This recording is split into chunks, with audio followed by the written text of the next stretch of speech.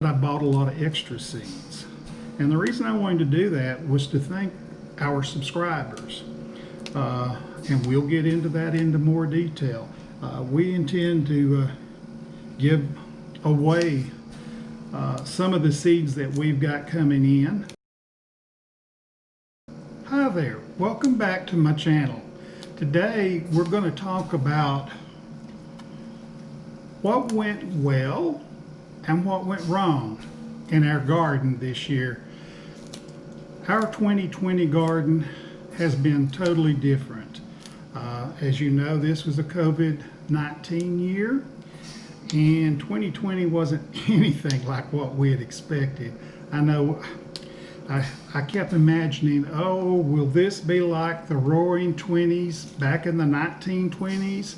I thought that after seeing several posts on Facebook, and I got to thinking about different things, and no one expected this to be. I guess maybe you could say it's a little bit like 1920, because in 1920 they were still near the end, of course, but they were still near the end of the Spanish flu epidemic from 1918 through 1920. So in that way there might be a little similarity to it, but thus far that's been all. We've had a good year in our garden. The biggest issue I've had with the garden is that our garden is a very small garden. Last year when we started our channel back in 2019, Pam and I were gardening together, and of course Pam is my sister.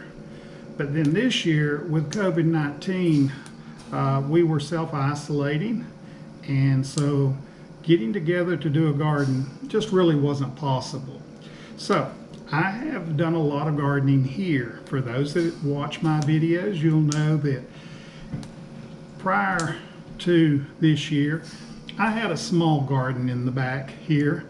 The garden was very small. It was surrounded by a fence that's anywhere from 8 to 10 foot tall, and that was to keep out the deer.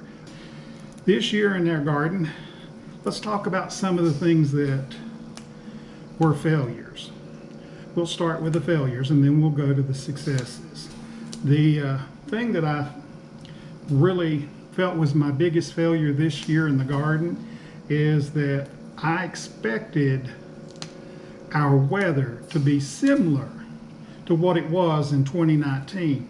If you go back and look at our videos from 2019, Pam and I grew, it was 70 something heirloom tomato plants, and we used cattle panels, and those tomatoes were tied to those cattle panels, and they did awesome. Once they started bearing, we got them out late, just like I planted my tomatoes here, but they bared, and when it frosted there was still green tomatoes. Now this year it was a little different. For one thing, the weather was nothing, absolutely nothing like it was last year.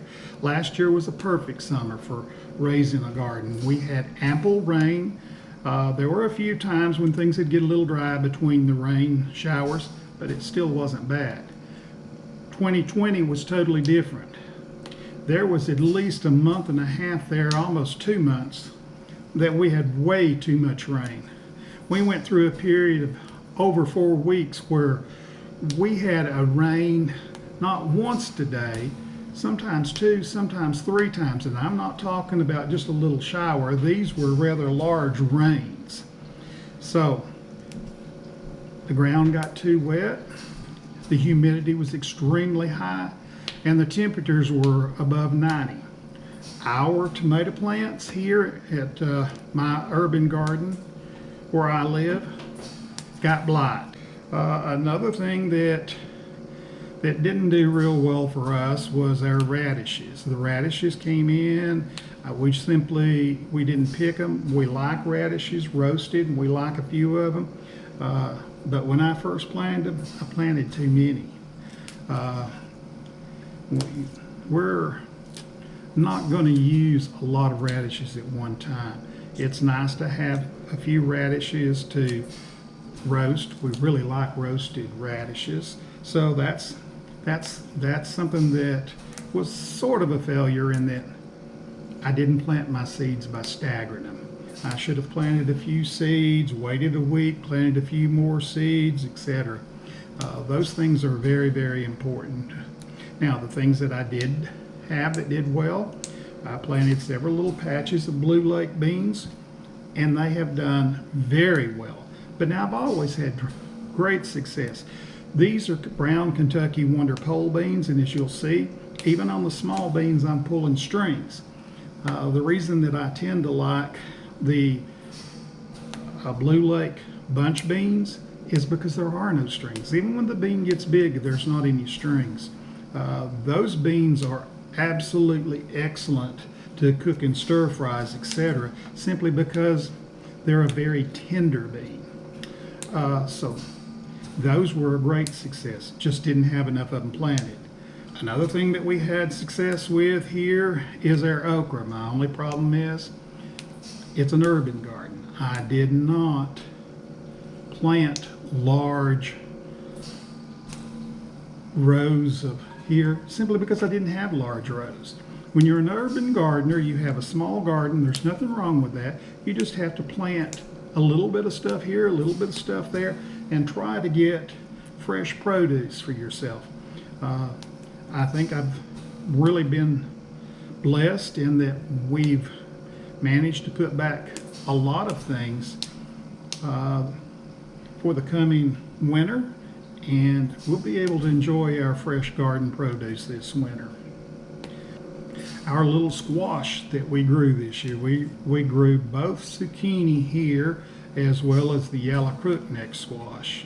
And I did plant some late squash, but the squash bugs are so bad here now that we have already harvested some from it, but we're not going to get a lot. We'll have a few, and all I had left in seeds was some straight neck yellow summer squash. But we are getting a few here and there, just enough to have fresh squash. But I would definitely say our squash was a success for this year. Another success we had this year here as far as urban gardeners is I started with a small garden spot that I've had probably for the last, I know it's been better than 10 years, but I had never had any reason to really increase that garden because I worked in the rat race. I was a mortgage banker for 35 years. I don't regret that. That was my living. That was my way of life. It was something I enjoyed doing. I took great pride in putting people in homes. I took great pride in what I did. And I was able to talk to people. I had enough experience in what I was doing to let them know what was the best product for them and what, I didn't try to put people into something to make money. To me, and I've always felt this in my entire life, the most important thing is treating people the way you want to be treated. I think that applies to all aspects of our life.